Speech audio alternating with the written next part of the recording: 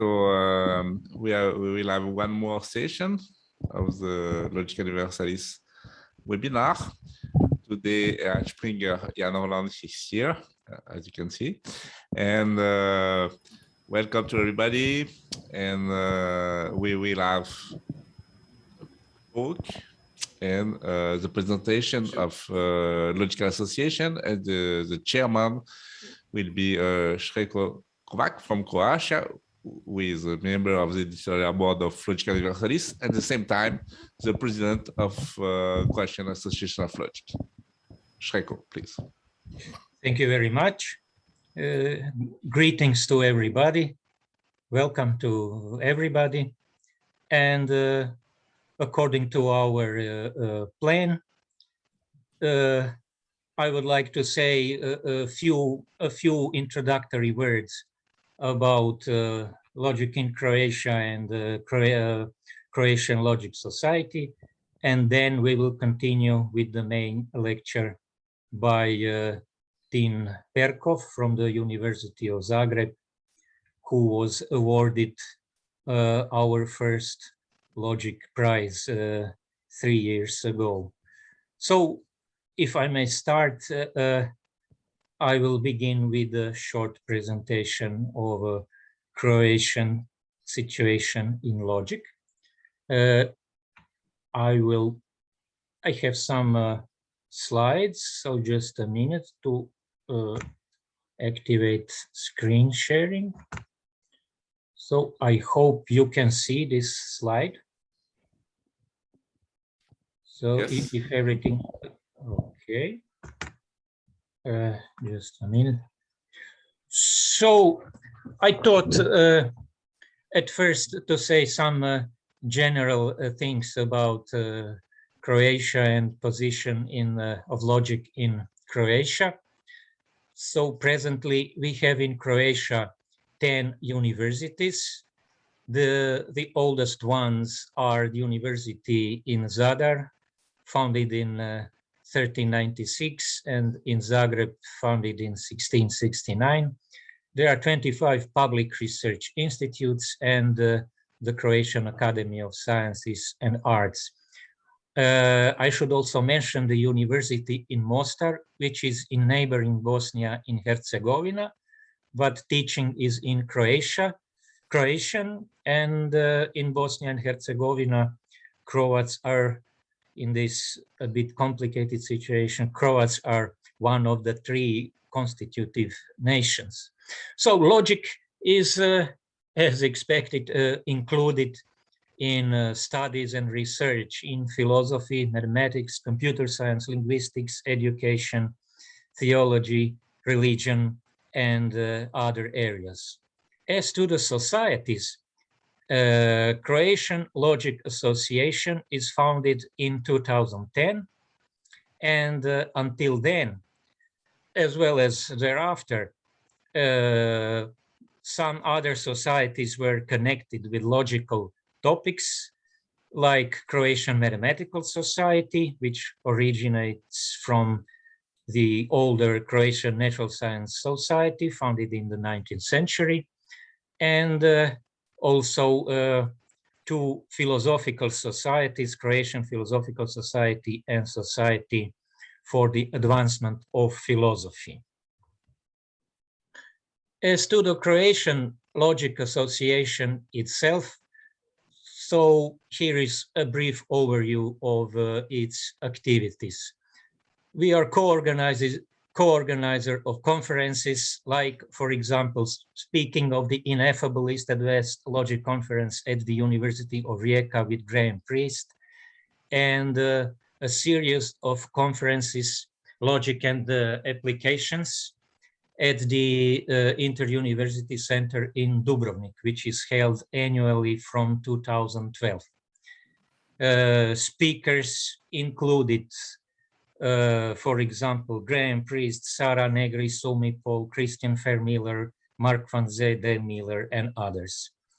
On the other hand, Croatian Logic Association is a co-organizer of a World Logic Prize in Croatia, which was awarded 2 times in 2018 to Team Perkov, which will have a lecture a bit later, and in this year award went to Zvonimir Šikić. We are also co-organizer of the celebration of World Logic Day from 2019, and it is celebrated usually by some celebration lecture or a round table. In particular, Croatian Logic Association is dedicated to logic education, especially in secondary schools. This is connected with the fact that in Croatian secondary schools, we have logic as a compulsory subject. And so relating to this, we co-organize annual state competition for secondary school students together with the Ministry of Science and Education and the Education and Teacher Training, National Education and Teacher Training Agency. Recently, we also started to organize public lectures on a regular basis. What I would also like to emphasize, especially regarding international interrelationship, are conferences and courses at the Inter-University Center in Dubrovnik. So I will mention few of them where logic played important role. For example, a series of conferences, Science and Philosophy, from 1978 to 1986, with a famous speaker, including Michael Dunnett, Saul Kripke, Franz von Kuchera, Karl Lambert, Willard Van Orman, Quine, Patrick Supis, Richard Wojcicki, and others. A good example is also conference Foundations of Computation Theory in 1983, also with famous names like Matthew Hennessy, Per Martin Löw, Robin Milner, Roy Parikh, Dana Scott, and others. I would also like to mention that in the 90s, during the wartime, this inter-university center was bombarded and was heavily damaged.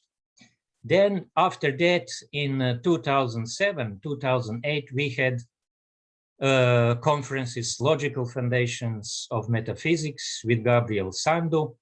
Then, as already mentioned, Logic and Applications from 2020.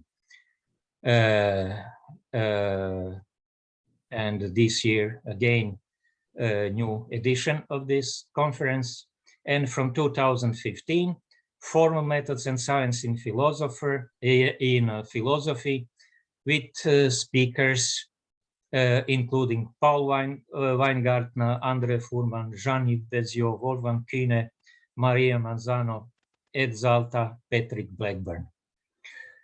Finally, I would like to mention just briefly for some more general picture, some of the Croatian logicians in the history, active or living inside or outside historical Croatia. For example, from the older history, Georgius Benignus Juraj Dragišić, with his late medieval theory on suppositio terminorum and consequentiae. For example, Faustus Verancius, Faust Vrancic, with his idea of self-foundation of logic, building logic with its own instruments, with a revision of categories, or for example, Ruđer Bošković with his procedure of inductive reasoning. From a later period, let me mention names like Franjo Marković with his conception of inductive deductive logic and the limits of formalization because of the reality-dependent constitution of concepts. For example, Albino Nagy with his algebraic logic and its foundations, with logical quantities as primitives and their interrelations and their definitions of element and n-dimensional classes in terms of logical quantities and their interrelations. Then, for example, Juro Kurepa, with his contributions to set theory, famous are his Kurepa trees. Then Vladimir Davide with his axiomatization of number theory from 1955, and with an interesting early paraconsistent logic from 1964. Vladimir Kirin with his synthetic calculus for many-valued logics, Heda Festini for her research in philosophy and history of logic. From the last period, say last 35 years, we could mention, for example, topics like computability and intuitionism by Dan Rosenzweig, premise tree-proof diagonalization elaborated by Zvonimir Šikić, then contributions in quantum logic by Mladen Pavicic, in interpretability logic by Mladen Vukovic, research on Frege and the concept of identity by Goran Švob, and contributions to logic of preference and logic of imperatives by late Berislav Žarnić. Of course, I have omitted many things, but so in this limited introductory format, so I hope I gave some survey or overview of logic in Croatia. So it was usual to give some opportunity if there are maybe some question about this first part.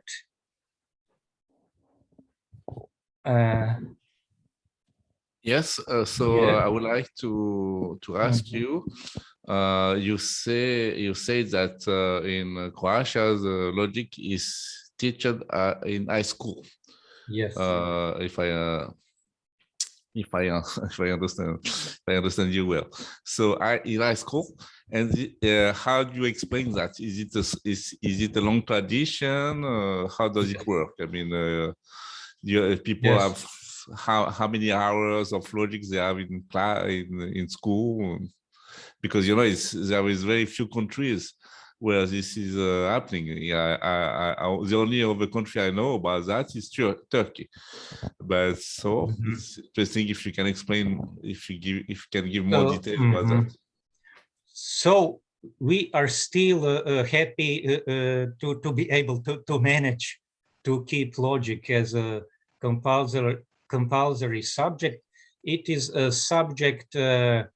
So in 1 year, in a third class of gymnasium and maybe some other secondary schools, it is not many hours in 1 year. I think 35 hours or so, but so relatively enough to give to students some basics in traditional logic, say square of opposition and categorical propositions and syllogistic, and to give them basics of propositional logics and some elementary quantification theories. So this is actually a tradition lasting from the 19th century,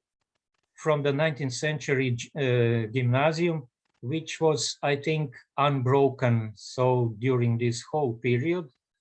And also it is continuing from older tradition of high school education, so with philosophy including logic as one subject. So it is actually a long tradition which is still lasting today. There are from time to time discussions whether it will be so, whether it will not be compulsory, or just some option to choose for students. But so we are happy to have still this situation. And so this is the reason why we are, as a society, strongly supporting education, this logic teaching in secondary schools. Thank you. Oh. It's very nice to know about that. Thank you for your question. So, if there are no questions about this first part, I would like to invite Tim Perkov from the University of Zagreb to give us his lecture on logical constants, which is connected with his two papers published recently in the journal Logica Universalis, and it is also connected with his Logic Prize, which he won in 2018. So please, I will stop sharing. Yeah, I will stop share my slides. Okay, let me share mine.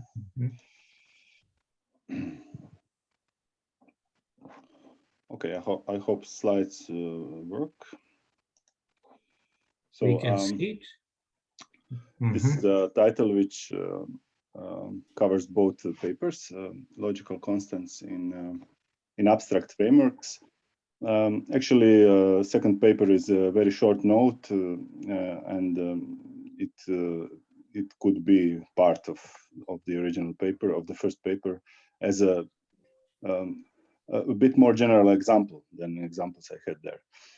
But I just didn't put it in the first paper. I didn't think about it in this generality. So I asked Logica Universalis, will it publish a short note to supplement the first paper? So I'm happy that Professor Bertio accepted the paper.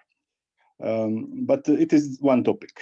So the idea is to try to think about logical constants in a more precise way, because usually we talk about them informally, and this is one small contribution to a certain attempt to treat them with more rigor, to formalize them in a sense. First, what do we mean by logical constants? That is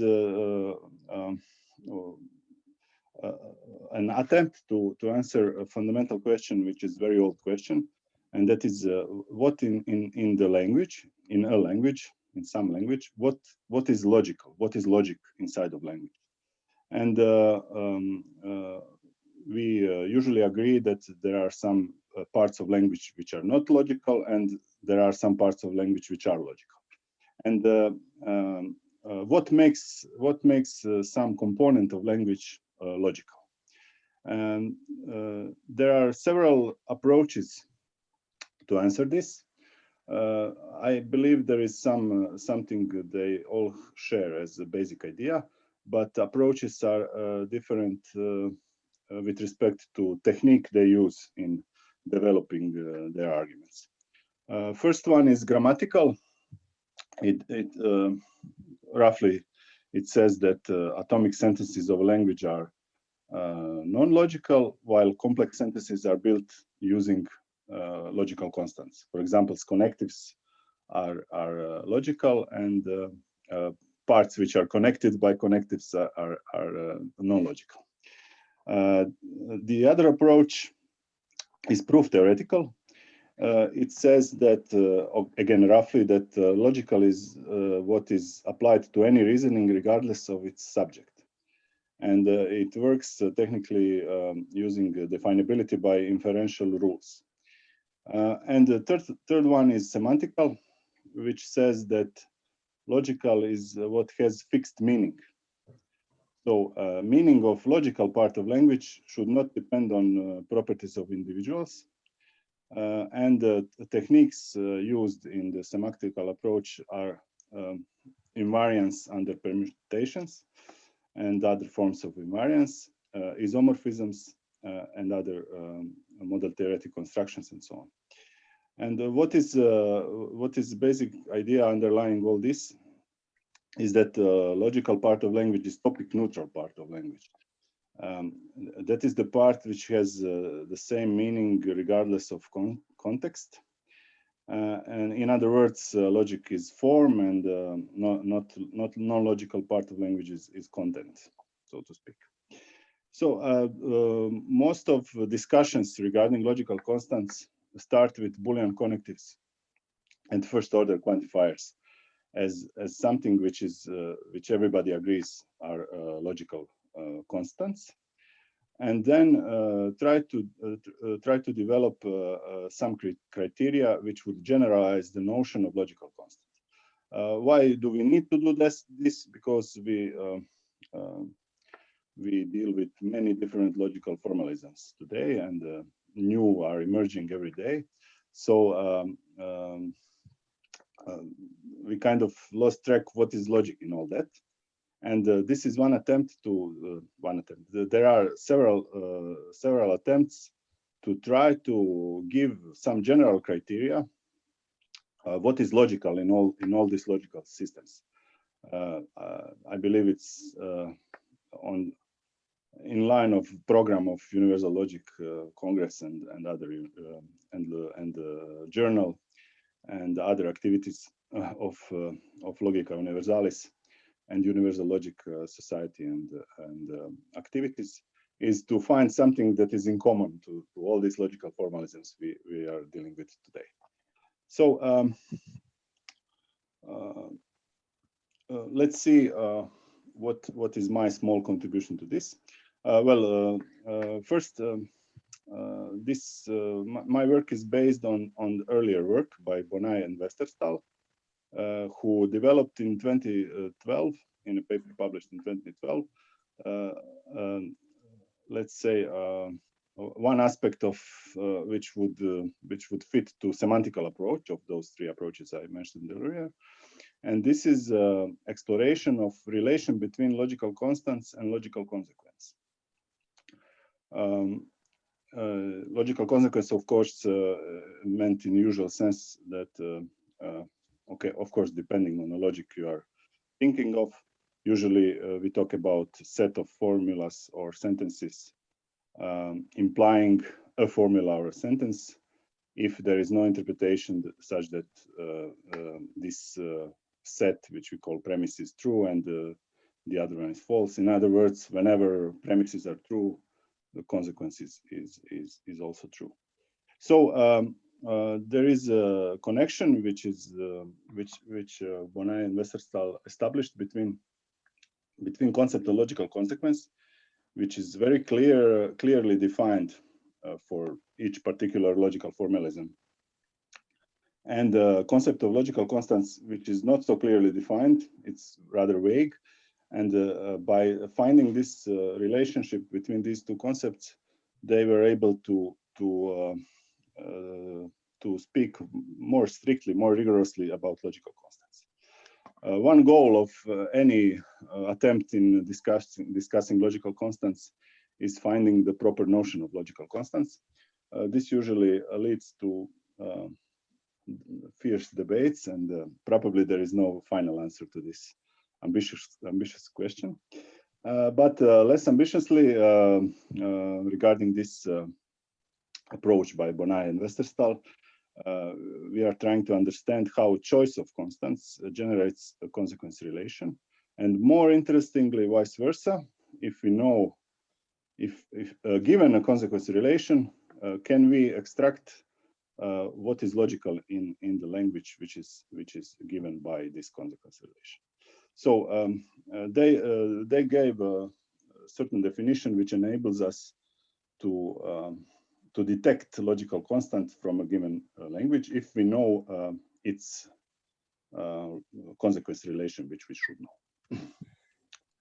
So of course we need to precisely define notion of logical consequence, but in a more abstract setting, because we now we really don't want to speak about one logical formalism at the time, but try to define notion of logical consequence which is general, and usual consequences of particular languages fit in definition. So we are finding certain axioms of logical consequence. In the paper of Bonai and Westerstahl, this is done in the following way. This can be done in several ways. I will comment a bit on that a little later. But the main technique I follow is theirs. It says it defines the notion of interpreted language as a triple, which consists of set of symbols, and this set of symbols is assumed to be partitioned into categories. This is not in the sense of category theory. It's just partitioned in classes. They are calling them categories in the paper. So I just get that from them.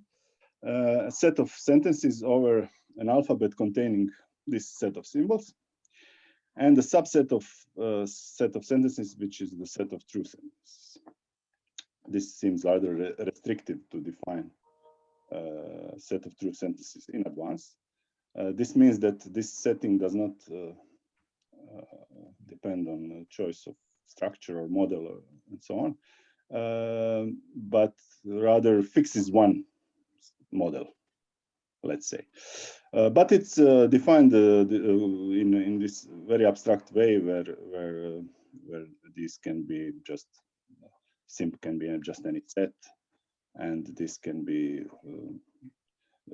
We do not go in detail how sentences are structured. We just know that these are some words over this alphabet, and so on.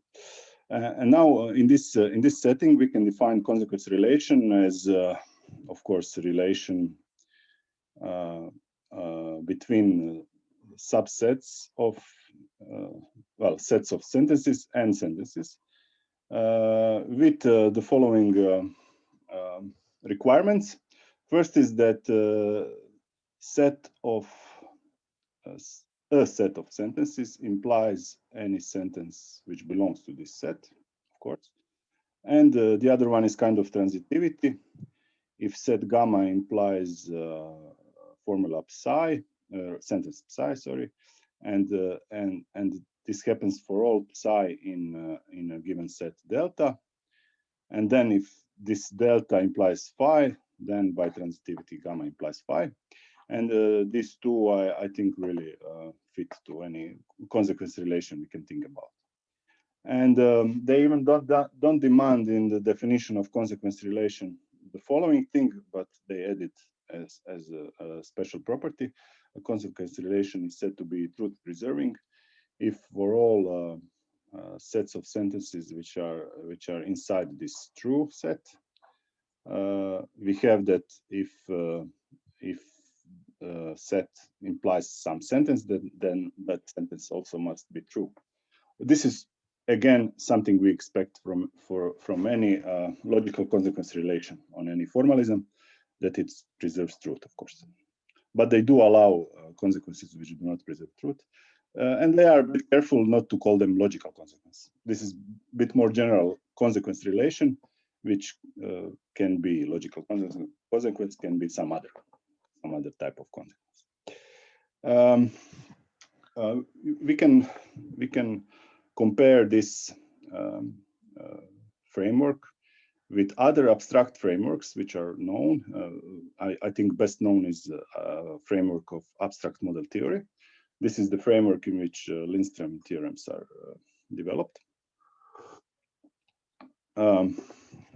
which conceptualizes abstract logic as also triple, but it's more in line with usual way we construct logical formalisms, because it has component struct, which is class of a class. We think of them as class of structures, class of models by which we interpret sentences, and then we have a set of sentences as here, This is the same.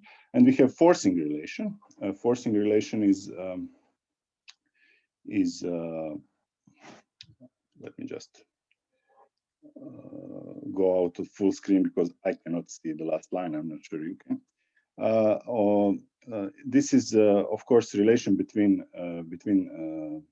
elements of the class struct and this set sent, which we think about as if structure and sentence are in relation. This means that this sentence or formula is true in that given interpretation given by this structure. And of course, this framework is also very general. It does not say what are structures. Struct is just any class, and it does not say how sentences are constructed and so on. And then it adds on this basic definition other things. When you compare these two, you can see that this framework of the abstract model theory allows for variation in what is true. Truth or satisfaction rather depends on choice of structure. And here in the interpreted language setting, you don't have structures at all. You just have language and some part of language which is considered true. So it kind of fixes one interpretation. But then how do we, of course, we cannot work with this very efficiently, but we need to establish some kind of variation. We need to be able to change a set of true sentences, so to speak. We do this here by choosing other structure and so on. And here, instead of reinterpretation, you can say if you choose another model, you are reinterpreting sentences. In this setting of Bonnet and Westerstahl, they use replacement. They use syntactical operation to change a set of true sentences. And this is done in a very simple way. Replacement is function from a set of symbols to set of symbols, which respects categories. It is not given what these categories are. You choose that when you observe particular language. For example, categories can be binary Boolean connectives or first order quantifiers and so on. This replacement maps any symbol to another symbol, but of the same category. And then you can observe a result of replacement on formulas, and it is denoted in this way. Phi of rho is what happens to a formula when we apply replacement. Of course, uniformly, we replace each occurrence of any symbol with its image of this function. If we have set of formulas, we use similar notation to say that we replaced symbols in all formulas of a set. And now the basic idea of Bonnet and Westerstahl's how to obtain consequence relation if we choose some symbols from the set sim to be constants. Okay, so they don't answer the question what is logical constant. They say let us allow ourselves to choose what will be constant. So we just pick some symbols to be constants, and when we pick this, we define consequence in the following way. We put that a set implies a formula, a sentence, if and only if, for each replacement which does not touch this fixed set, okay, which is identity on X, we have that if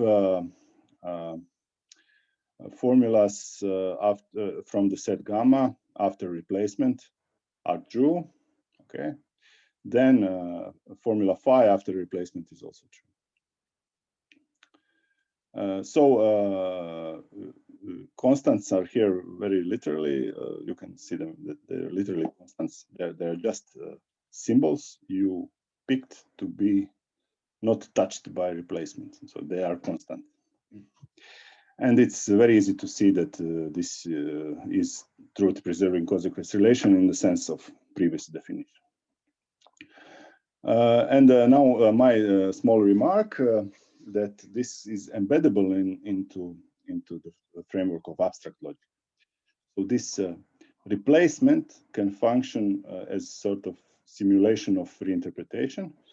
And I think Bonai and Westerstahl choose to work with this because it's simpler for their purposes, because they only deal with syntax then, and they find it easier to think that way when they prove their results. And they prove some interesting results in Galois style, how constants and consequences interrelate. So it's an interesting paper by itself.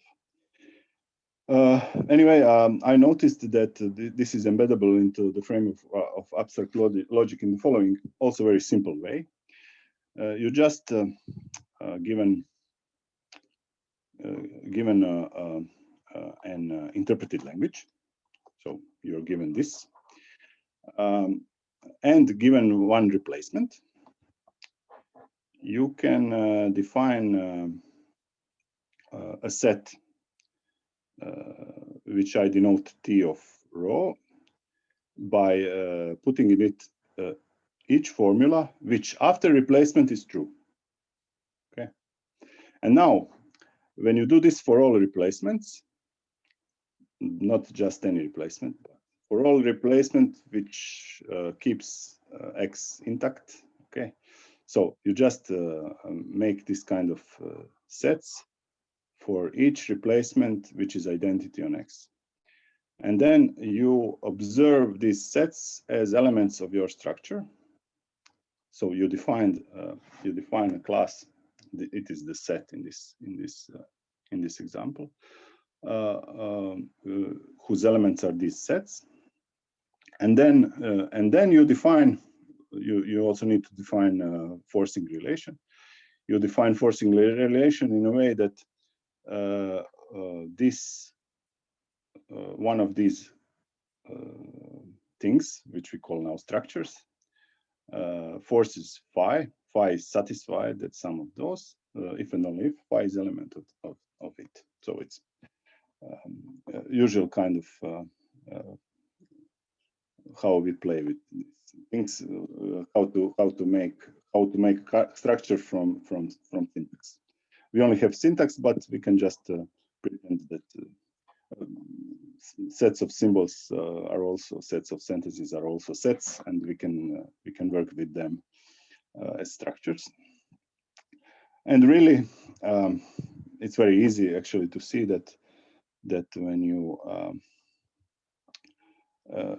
make a consequence relation according to previous definition, it is the same thing as the natural consequence relation of thus constructed abstract logic. So in short, any interpreted language can be viewed as an example of abstract logic. And I'm not sure about the other direction. I left it for further work to explore whether any abstract logic can be defined in this kind of way or not, or can we find some criteria which abstract logics can be defined as how they call it, interpreted languages, and which cannot be.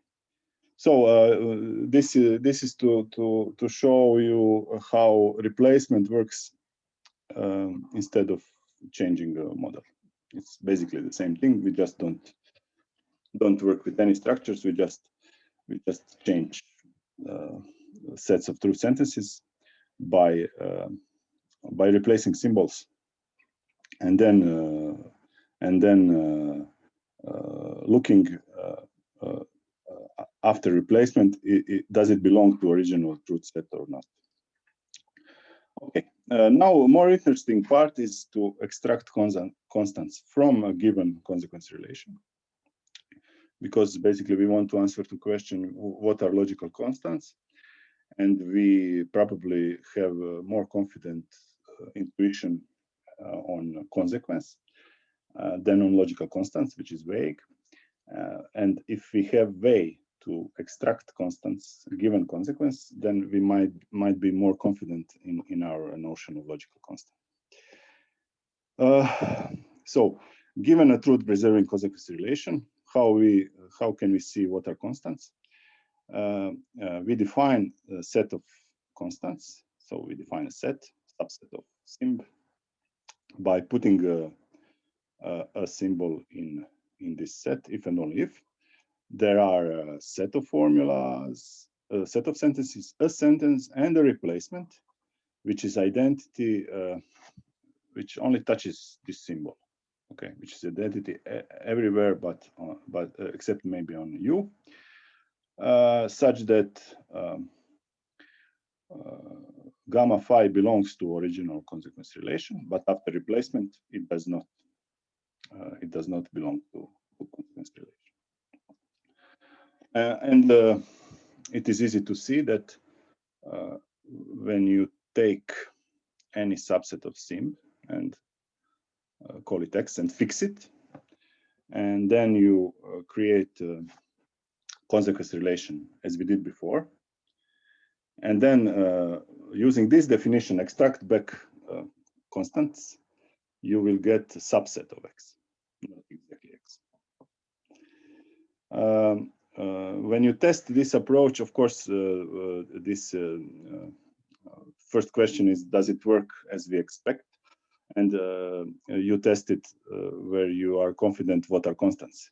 So when you test this definition on propositional logic and first order logic, we obtain that Boolean connectives and first order quantifiers are logical constants, and propositional variables, relational symbols, function symbols, constant symbols, and so on are not.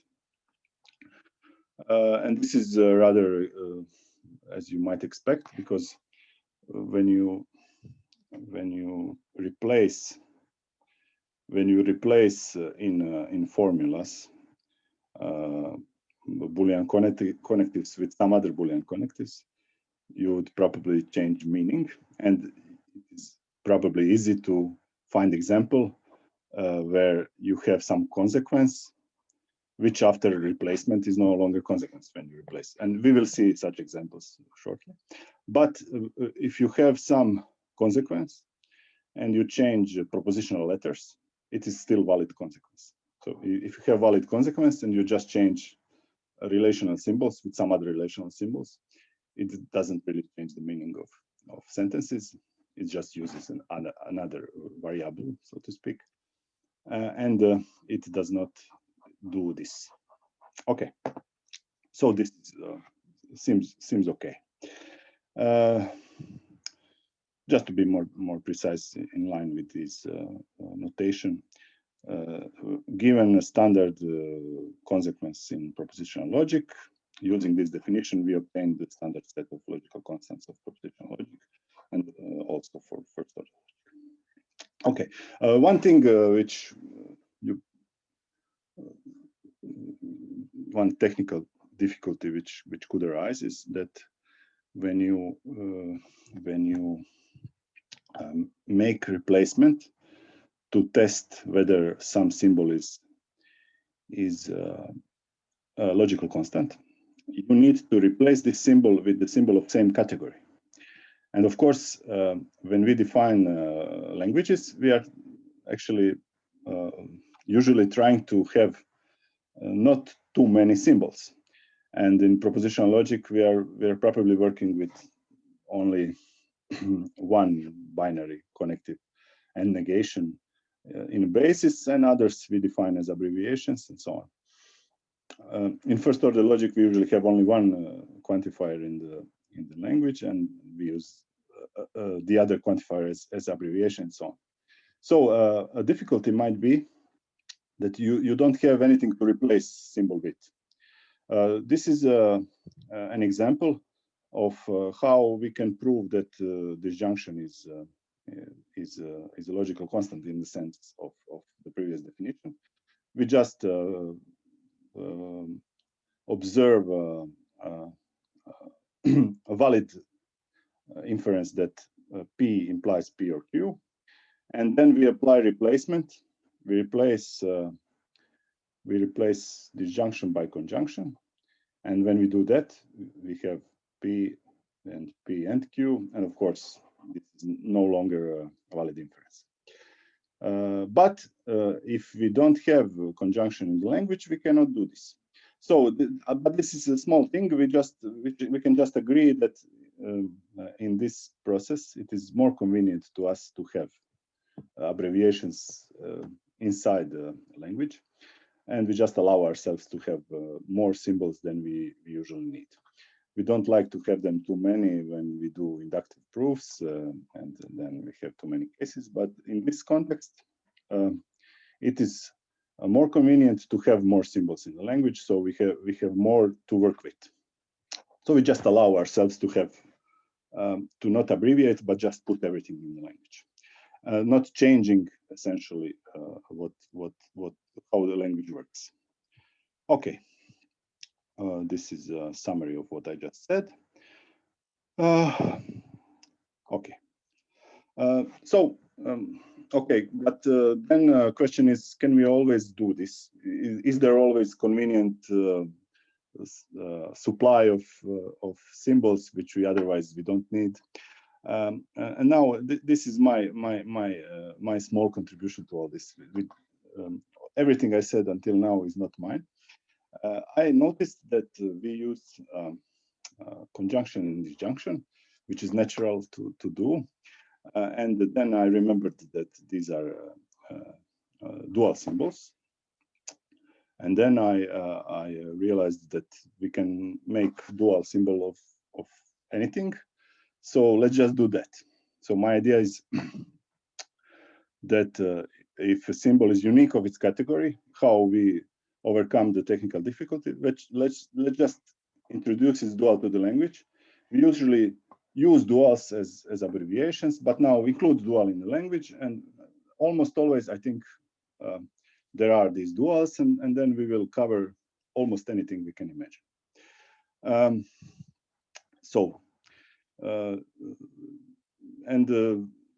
Even if symbol is not unique of its category, we can just do this always.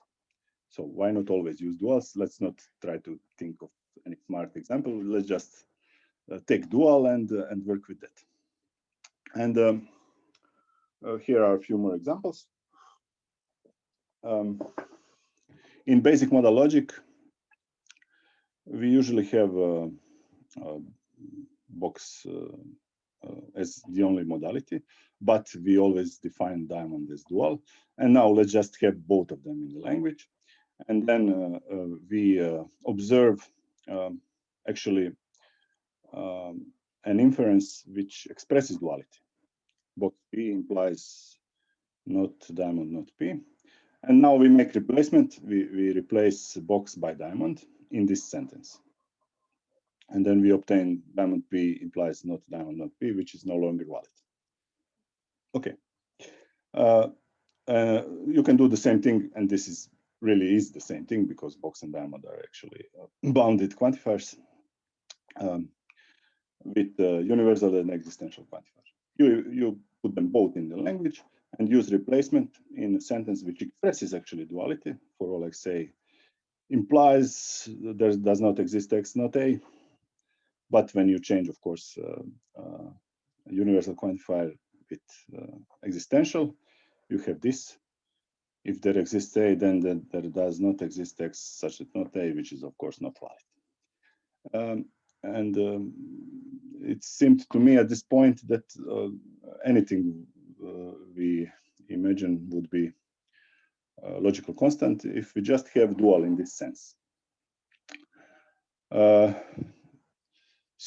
Not only that we use dual symbol to prove that something is logical constant in the sense of definition of Bonai and Westerstahl, but we actually use inferences which express this duality. Okay. In the example of disjunction and conjunction, we did not use this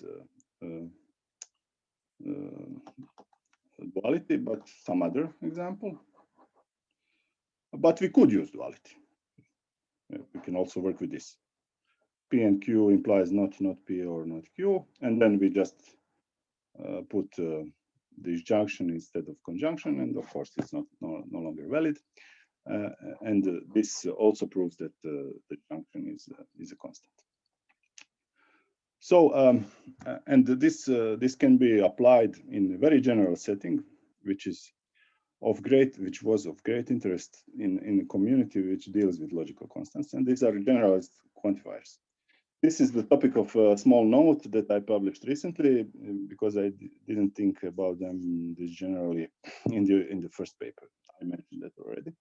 So we can do just this for any generalized quantifier, and the result is probably controversial. Any generalized quantifier is constant in the sense of Bonnet and Westerstahl. And I'm not advocating for this, that this is really so, but I'm just pointing out that using their approach, we obtain that any generalized quantifier is a logical constant, and you can freely use this as a critique of Bonnet and Westerstahl definition if you think that not all generalized quantifiers should be logical constants, which many people do think. Okay, but let's see just in short how this works. Take any quantifier, generalized quantifier, and then there is a concept of dual quantifier in the theory of generalized quantifiers. Quantifier is defined as a certain set of tuples whose components are set and several relations. And to define dual, you just do complement of not all of them, not in style of De Morgan, not everything, but the last component. You complement last component, and then of course complement everything. This is actually the same thing which happens here with for all x, and not exists not a. Same thing, it just happens on one variable when we have more than one variable. Probably if you didn't work with generalized quantifiers, you will understand this better when we include quantifier in a language, and then we have such formulas where you have quantifier and then several formulas which are in scope of the quantifier according to this arity, according to this type, and so on. And now when you decide that your language includes some generalized quantifiers and also allow that it always contains also dual quantifiers as primitive symbols, then you have these inferences automatically. You just obtain very easily from definition that quantifier applied on formulas implies, in fact, it's equivalent to not dual, and then all the same formulas except negation of the last one. This is the other direction. So you have four. You can put QD here and Q here. So you have actually four inverse relations which express duality. Okay, and now if quantifier is not self-dual, if it is not equivalent to its dual, then one of these inferences will no longer be valid when you replace quantifier with its dual. You just do the same thing as in the example of universal and existential quantifier. You just take, for example, this inference, and you replace Q by QD. And then you have QD implies not QD, not phi k, and so on. And maybe some of four formulas will still be okay. Some of four inferences will still be okay, but at least one will not, unless Q is self-dual. It's completely equivalent to its dual. Okay, so we can imagine that there are such things. But we can also be pretty confident that there are not many such things. Almost all quantifiers generalized are constants in this sense, and in fact, all of them are. When you analyze the situation with self-duals, it is actually a well-known fact that there are no self-dual generalized quantifiers, unless you think about this kind of example. Well, not to go in technicalities, imagine quantifier more than half of. So for more than half of x, A holds. Okay. Now, if you have a finite set and it's all of odd cardinality, and you make dual of this, it will be the same thing. But if you have an even number of elements in the set, then it is not self-dual, because dual of more than a half of is at least half of. So it's not the same thing. It turns out to be the same thing in case of odd cardinality, but it's not the same thing in case of even cardinality, and of course in case of infinite sets, because it's formalized in this way. Cardinality of subset must be strictly greater than cardinality of complement. In infinite sets, it's completely different meaning. And now, well, you can say, okay, but we did find some self-dual quantifier, but then if you don't, if you just say that you don't care about quantifier in context of one class of possible interpretations, but completely generally, then this is not self-dual quantifier. Okay, you can invent some structure in which it turns out by accident to be self-dual, but it is not generally self-dual quantifier. And in theory of generalized quantifiers, we talk of global generalized quantifiers when we think about them in any context. You can say in short that more than half of localized to a finite set of odd cardinality is self-dual, but globally it is not self-dual. And there are no self-dual generalized quantifiers. It is known from this theory. Under this assumption, also very reasonable if we require them to be closed under isomorphism. And I really think that closure under isomorphism should be, and it really is, I think, consensus that it is a requirement we need to have for logical constants. If something is not invariant on isomorphism, then it is not constant. Absolutely not. And we can argue also that local generalized quantifiers are not logical constants because logical constants should not depend on a context. So we are only interested in global generalized quantifiers. In generalized quantifiers observed in any context. And when we argue like that, then it turns out that, in short, any generalized quantifier is a logical constant. Okay.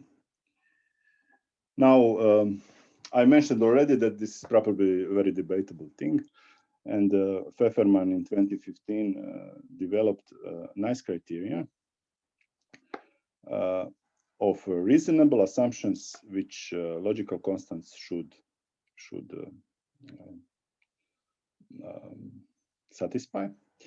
And then under these criteria that he proposes, he characterized that a generalized quantifier is a logical constant if and only if it is first order definable. So it's almost nothing is logical. Almost no generalized quantifiers are logical constants in his opinion, under his criteria, and almost everything or everything is logical constant according to this criteria.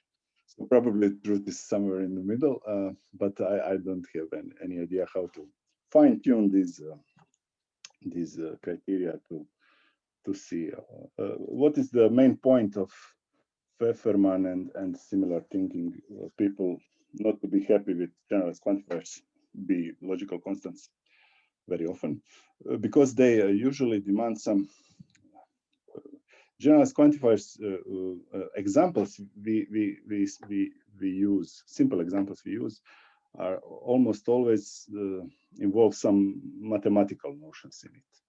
So they think it's not logical if we are using quantifier at least 5 of something. 5 is number, it's not logic, it's mathematics and so on.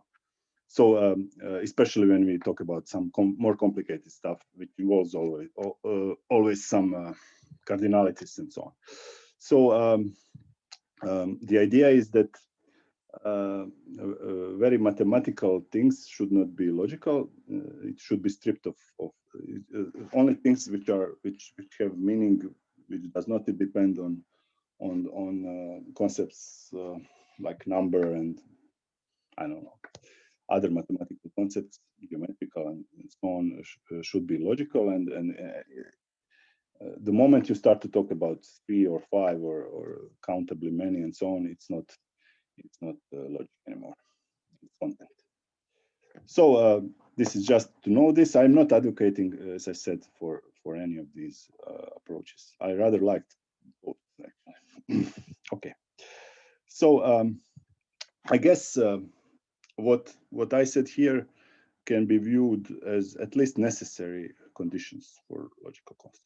Maybe it's not sufficient, but maybe we can agree that this extraction from consequence, together with requirements of isomorphism closure and globality, when we talk about generalized quantifier, is necessary for something to be considered as a logical constant, but maybe not sufficient. Maybe there are some more requirements that are also reasonable for this. Okay. Now let me conclude by getting back to the first paper, in which I tried to generalize this approach as further as possible in the abstract setting. So generalized quantifiers are very general, but they are pretty concrete, actually. And I kind of treat, if I included them in the original paper, they would be example. And if we think about those formalisms from the start, abstract logic or abstract model theory and this setting that Bonai and Westphal use, they are more abstract, and they don't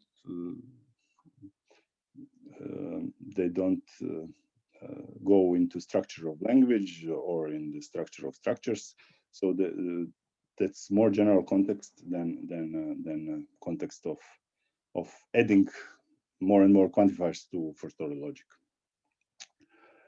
So let's see how can we generalize the approach. What approach? Approach of using duals. When can I use duals? I cannot use duals just for anything. At least I need to have a negation which is classical. So this game with duals depends on choice that I do with classical logic, where these dualities work in this way. So this approach probably does not work with logics where negation is defined differently or without negation. So first, in the paper I define I try to define arity of symbol because to use dual, what do I need to do? I need to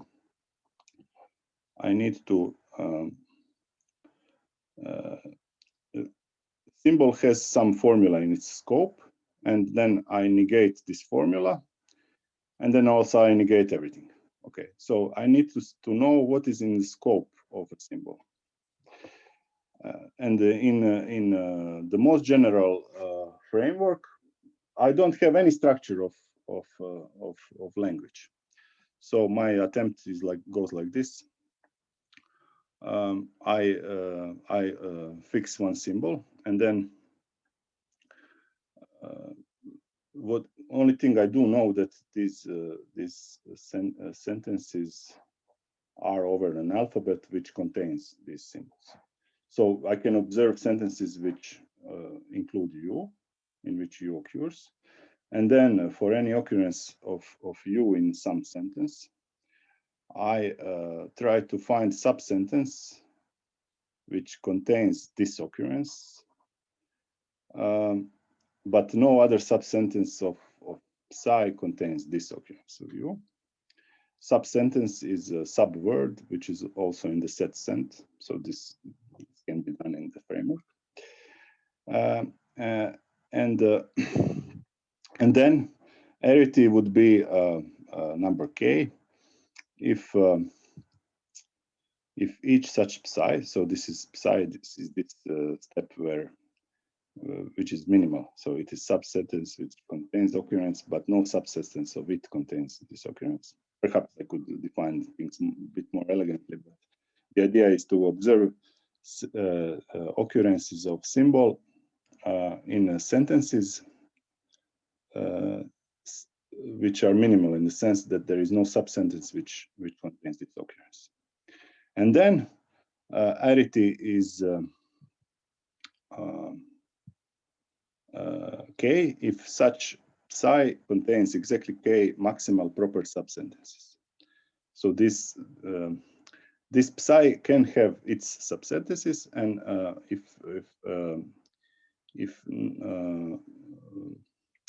I cannot take it's minimal in the sense that it cannot be you cannot take any subsentence which still contains this occurrence of U, and then you can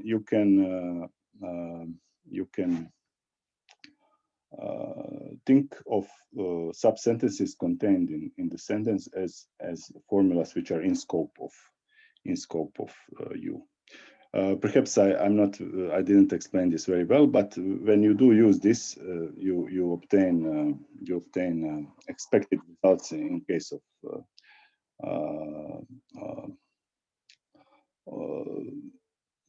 propositional logic, first order logic, modal logic, and so on. Now, okay. I didn't think about this for quite some time.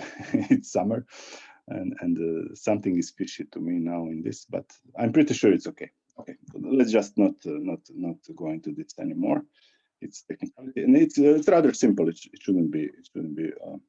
If there is some sort of problem, I think it's can be worked out. So we can define arity in this arity of symbol in this abstract setting. Of course, we can imagine languages in which we don't have this. It does not happen that we can detect that there is always the same number of formulas in scope of some symbol. But I don't know any such language, but maybe there are such logical languages, I'm not sure. But I will declare something to be arity if this thing is constant. If I can detect always the same number of formulas being in the scope of a symbol. And then I need negation, as I announced.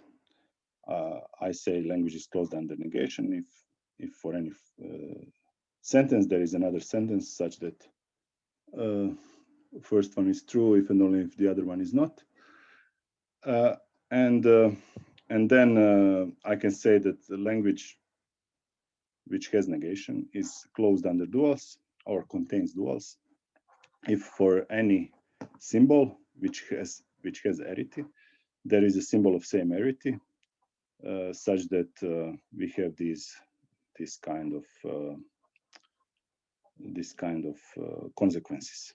Okay, so closure under duals is defined with respect to consequence relation. So when we have consequence relation and and then we have all these duality inferences, then we say that the language contains duals or it flows under duals. This means that in propositional logic, duals in this sense are, of course, conjunction and disjunction. Usually we have only one of them as primitive, but now we observe language in which both of them are primitive. And for example, conditional has a rather less standard dual, but it's also something that is definable. A implies B. Dual of it is that A is not implied by B. And we usually don't use that even as an abbreviation, but in this context, we just put it in the language so that we can use duals. And of course, quantifiers and modal operators are duals as usual. And then you just have straightforward proposition that given a language and consequence relation and language is closed under duals, then any symbol which has arity, if it is not self-dual, then it is constant. Okay, I will not go into proof. It's the same thing. It's the same thing we did in examples. We just use these inferences, which are by definition in consequence relation, and we use replacement and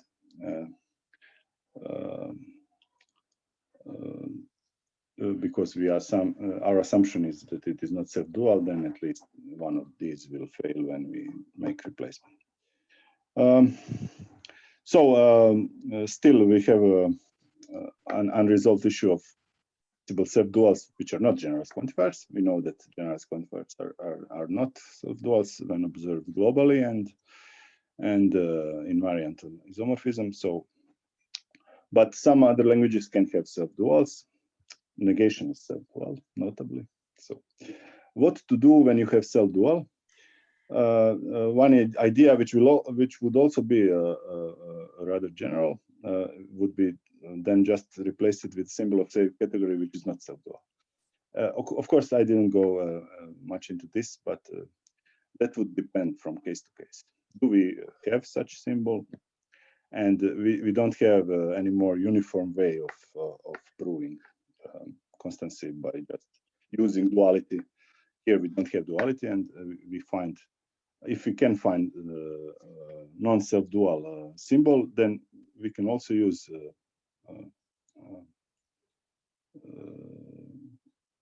duality, but in the opposite direction, so to speak. But it's not sure that we can always find a symbol of the same category which is not self-dual. For negation, Bonai and Westerstahl actually thought about that, and they proposed to include unary symbol. We usually have only negation as unary Boolean because others are not interesting. And they said, okay, if you put unary Boolean which says always false. So it's not constant false because this one is nullary, but this is like unary false. It is applied on propositional variable, but result is always false. So this artificial connective, if we include it in the language, we can do that. It's not interesting connective, but we can just use we can just include it as okay. There is some unary Boolean function which is not interesting connective, but if we just put all Boolean functions in the language, we can use unary functions as replacement for negation. But this would have to be solved case by case. But I don't know some other example of such case. Of course, you can think also about nullary symbols like true and false if they are included in language. But why not? Why not? This works also for them if we allow k to be 0. there is nothing in scope of true and false, but there is then duality is just negate. You don't have inner negation because there is nothing inside. But if you negate, you can say that these two are duals. True implies not false, and then you do the replacement. So it works in this example. I'm not sure about some other nullary things which would be interesting. For example, in modal logic, in some textbooks, I think Blackburn and Emma allow nullary modality, which when you make semantics, turns out to be a kind of constant propositional constant, opposed to propositional variable. So propositional variable is interpreted in a model when you define valuation, and then to variable you map variable to a subset of your domain. And if you have nullary modality, it's actually a subset of domain also, but it is attributed to this symbol in advance on the level of frame. So you have Kripke frame on which you have a domain and you have accessibility relation. And in case of nullary modality, accessibility relation is actually a subset, but it is fixed in the frame. So it is fixed, it is constant. So this thing can also be constant, and it is actually. When you have a nullary modality, you can do the same thing as with true and false. You can say dual of nullary modality would be negation of nullary modality, and we define abbreviation which is in the language and use it as here. It's another thing that comes in mind when you think about nullary. Okay, I don't have some thank you slides, so just thank you. Thank you very much. So maybe to thank our speaker in some way in which we can. If there are any questions, it could be maybe just to use hand raising or a chat, or simply to use a microphone. So discussions, comments or questions. We have some time left for this part of the session. So I will try to not to overlook something. Maybe just in the meantime, one question regarding this Pfefferman's approach. So maybe just as a comment. So Pfefferman's approach to Pfefferman's approach was connected with this first order definability. So in order for a quantifier to be a logical constant, and your approach, if I rightly understood, is more general. So using a duality. If we put these two things together, then it would follow that so from this Pfefferman's standpoint, that duality would partly not be a logical concept, although it is actually obvious that the duality is a logical concept. So if I rightly understood your remark about this Pfefferman's approach. So just if you have some comment or duality itself is meta in this sense. Yes, okay. But it operates on logic. Yeah, it's just I think Pfefferman tends to think that the logic is first order logic is logic, and everything else is some content which goes on top of that. I think he believes that, for example, modal logic is not logic. Modal logic is a mathematical theory. Logic is only Booleans and quantifiers, and when you try to generalize quantifiers, it turns out that only logical thing is already definable in first order logic under his criteria. I think there are some questions. Okay, yes. So I'm not sure whether I have rightly noticed the order, but so perhaps Professor Wolensky would like to put the question. So my question is, what about the uniqueness of abstract consequence operation? Because in normal definition by Tarski, we have even continuum possible consequence operation which satisfy this general so-called condition, monotonicity and so on. But how is in your approach? And second question is logic pre-given in your approach or not? Because it appears as phoenix from dashes, so to speak. And concrete question, what about identity in first order logic? Is logical? Okay.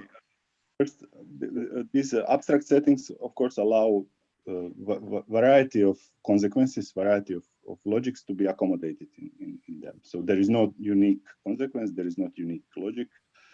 And, we try to allow anything to come to this framework, and then this framework allows us to analyze it in some way. Well, identity, it depends how you look at that, because under what Bonai and Westerstahl do, I think it just depends on your. You can just say, oh, I am deciding that identity is fixed, because they just allow in their framework that you choose constants, and then you see what consequence relation comes out of that. So you can really take one relational symbols and put it in the set X, you know, that fixed set we can just do. And then you say, okay, this is relational symbol, but it will not vary in the semantics. It will always have the same meaning, and then I declare that to be constant. So I think it's just a matter of one's viewpoint. For me, it's not, but in the context when you are allowed to declare anything to be constant, of course, identity can be constant if you like it to be. Okay, thank you. So I'm going simply from left to right on my screen. So next question or comment is by Peter Schröder-Heitster. Thank you very much. I have a quite philosophical remark. So when we talk about logical constants, when there are two components of the word, there's logical and that's constants. And what you are defining actually is constanthood and not logicality, right? Because I mean, what would you then say about logical constants? Would you say if you have a binary sentential connective that is a constant in your sense with respect to a certain consequence relation, then this is a logical constant? Or what does logicality mean? I mean, I find it very interesting to go to logical constants, not via logicality, but via constanthood. But but there is something in addition. So the number 2, perhaps in a certain framework, will be a constant, but not a logical constant. So what would you say is logical constant? For example, is it just the syntactic category, or what do you think beyond being a constant? Yeah, well, the framework does not answer this. So the framework says, okay, on one hand, you can choose constants, and then consequence will be defined from this. But on the other hand, when you just look at it as a tool to see what is constant in languages that are already used and live in literature. Then you can say, okay, this tool will tell me what is logical constant in that language. Will you say that it is logical constant or just constant? I think this framework does not resolve that. Yeah. If you don't like everything that this extraction procedure gives you, then you can say, okay, it is constant in a sense, but it's not all logic for me. Yeah. It's still not settled by this. Yeah. I personally, I don't have opinion. Yeah. No, I appreciate very much that you can that you have a definition of constanthood. So that's okay. Yeah, you can still say I'm not happy with this. No, I'm quite happy with this idea of constanthood in relation to a consequence relation. I was just wondering, of course, you could just simply say logicality in addition to constanthood is simply a syntactic category. So a binary sentential operator is different from the number 2. They are both constants, perhaps, but I mean, the one is logical constant simply because it's a sentence operator. So, yeah. Yeah. Okay, thank you. Next comment or question is by Alexei Muravitsky. Both. Yeah, comments, maybe questions. And my question, the first question is related to Professor Valensky's question about the concept of consequence relation used in the talk. First of all, it doesn't use monotonicity, which is okay. So it applies to non-monotonic consequence relations. But do you assume the equality that the set of true sentences equals the set of sentences such that the empty set implies, or in the sense of your consequence relation, P? Your definition doesn't assume this property. No, it doesn't. Which would make the consequence relation logical. Well, in so kind of logical. Otherwise, yeah, it's not logical itself. I'm not sure. Original framework is defined in a way that it really allows. I think idea was that it be as general as possible. Yeah, it's general, but you have to assume some sort of. Nothing is assumed. It's like any set can be a set of true sentences in this framework. Well, then your consequence can be logical. Yeah, it can well behave on true sentences and like. There is no assumption on empty not well behaved on any sentences. For instance, what do you assume from P and not P? If you don't assume that conjunction is in the language. You don't assume anything is in the language. If you want to be specific and you have P and not P, sort of contradiction, your consequence relation just can be this or that. I think maybe it's a question. I think it's too loose. Yeah, probably so. Yeah, but I think the question proper address would be Bonai and Westerstahl. We should ask them why is the framework so general. I think they really wanted it to be very general because they didn't want to bring any assumption of their own on what logic is. They wanted to allow maybe unexpected things that somebody calls logic, and then try to analyze them from their framework. And it's probably too general, and we can make it less general by adding additional constraints. For example, they don't even assume truth preserving in consequence, in definition of consequence, but in their paper they only use truth preserving. So I'm not sure why they didn't just include truth preserving in a definition. No, I don't know. My second question is about your concept of generalized quantifier. I know 3 concepts. according to Mostovsky, according to Nicholas Rasher, who used multi-valued logic, and according to Henkin, Rasova, Sikorsky. And all of these concepts are unary quantifiers, which can be generalized to multi-array quantifiers. And probably you used, well, if you refer to Pfefferman, probably it's according to Mostovsky.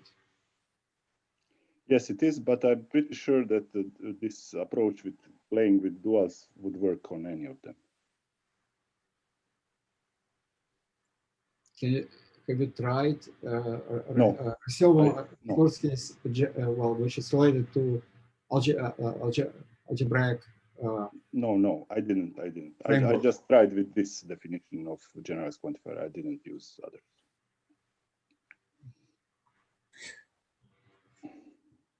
Okay, so thank you very much.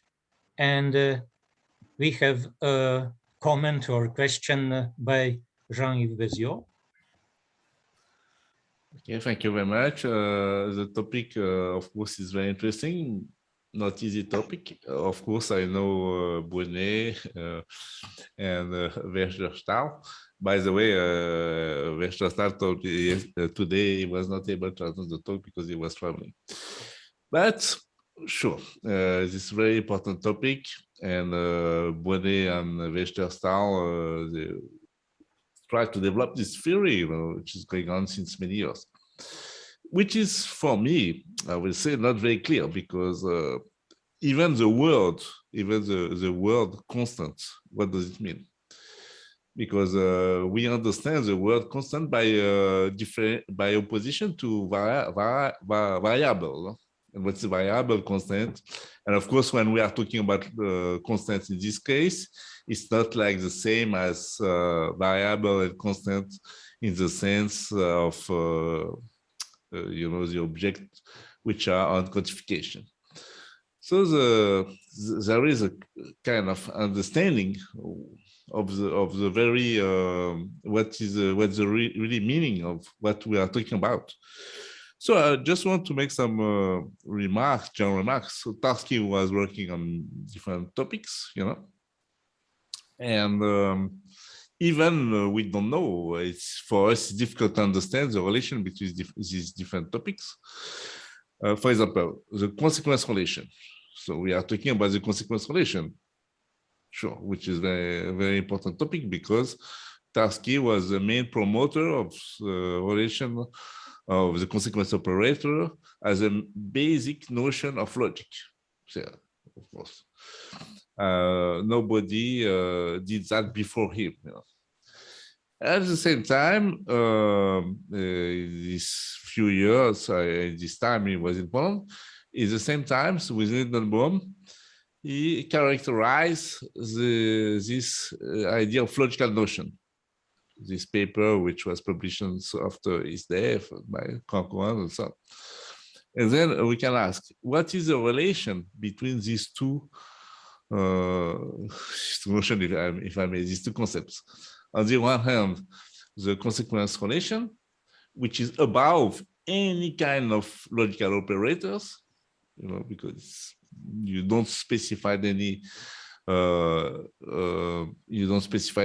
operators. It's quantifiers or connectives, sure. So it's very general notion. And on the other hand, with Lindenbaum, he characterized these four logical notions, which I think up to now, I wrote a paper last year dedicated to Kalvanansky about that. It's like up to now, few people know about that. What the link you are making to this logical notion, characterized by the Lindenbaum-Tarski, and the usual notion of collectives and quantifiers. So I think we are in a situation where we don't know exactly how to put how to say to put what is the basis of our understanding, what we want to what do we want to understand, what are the general notions. And for me it's very important because, you know, I'm working in universal logic, so we are trying to find some universal notions, but what are the if I may, my question is the following: what are the basic framework to set up this universal notion?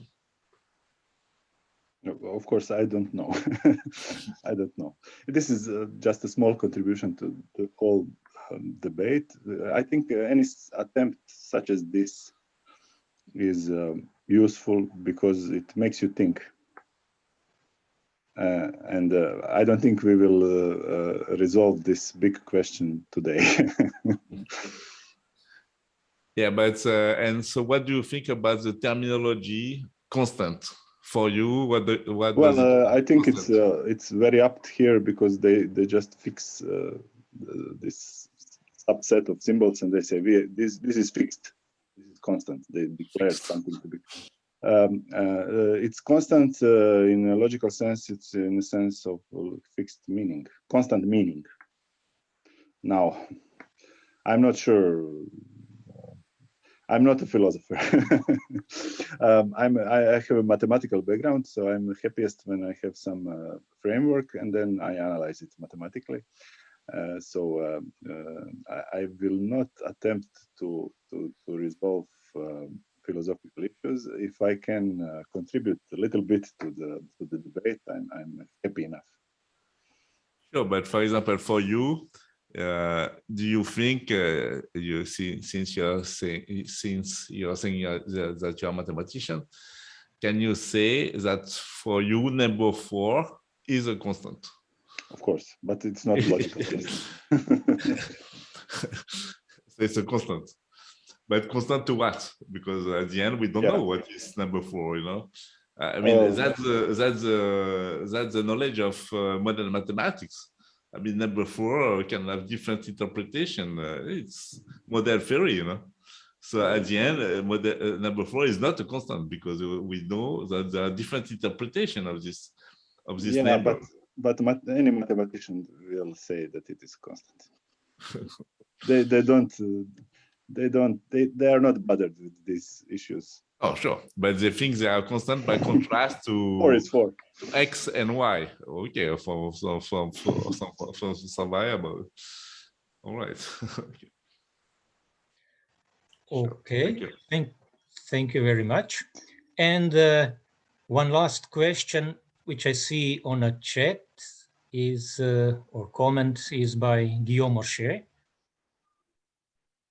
So, if you like to put it, so. Thank you. But we cannot hear. Cannot hear me? Yes. Now, at least I can hear you now. Okay. So thank you very much for the talk. It was very interesting. I've got one specific question about slide 42.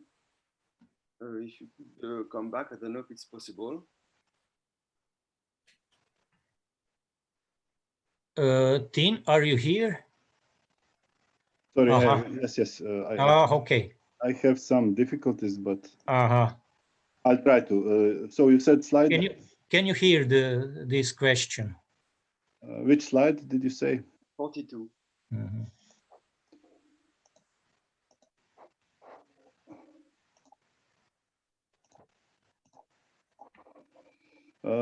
I think for some reason I cannot turn on the video. I hope slide will be visible. Yes, it is here. So 42. This one. Yes. So it's a basic question, maybe a bit naive. You will find it, but anyway, I thought about it for a while. So then you don't have you introduce connectives in the language by means of duals, and then these duals are defined in terms of the primitive connectives, So they are not primitive connectives, but you introduce them anyway in the language. And then you apply the method that has been introduced by Bonnet and Westerstahl by replacing the primitive connective in the example of that you give by its dual, or maybe another connective. But yes, okay. But my point is that why don't you replace as well the dual by the primitive that you would obtain if you replace the primitive connective on which the dual is based by the connective that you replace? Because the dual is not a primitive connective; it's a derived connective. So I find it hard. It makes. I mean, it's hard for me to make sense out of it. You understand?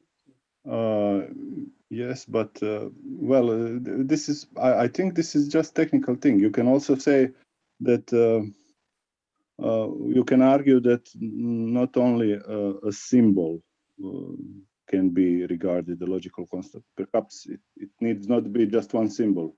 Maybe it's some expression. So you don't. You can probably do the same thing by just exploring instead of symbols, more complex expressions, and then you don't really need to have